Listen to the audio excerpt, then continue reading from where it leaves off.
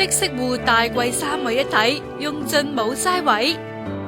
屋細窗台大，每處空間想用盡，唯有靠增值嘅方法。由於呢一間屋面積只有282尺，咁所以呢，我哋用咗間屋70%嘅地方去做咗一個地台，令到戶主呢將所有心愛嘅飾物啦，或者一啲雜物啦，可以收藏晒喺呢一個地台裏邊嘅。客廳特備自動升降台面做餐台，房內床邊留空一格作為梳妝台，食飯扮靚兼顧周到。客飯廳電視櫃唔可以少，房間衣櫃都唔可以缺，兩者並存絕對有可能。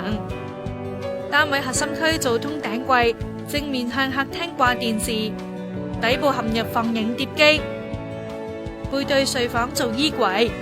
衣櫃門外加趟門做房門，日常開房間趟門睇唔到衣櫃，消除壓迫感。細心睇，查實大櫃三為一體，電視側邊近浴室處連結另一個薄身飾櫃，可以擺漫畫書同埋瑣碎嘅雜物。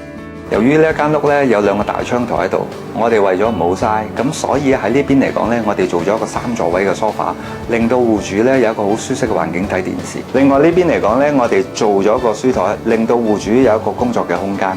廳房細，廚廁更加迷你，雙雙移出1尺，擴充少少。廚房改開放式亦都可以幫一把，可惜內籠仍然擺唔到雪櫃。唯有安排對面嘅地台位置放雪櫃，距離唔遠，取放食物都就手。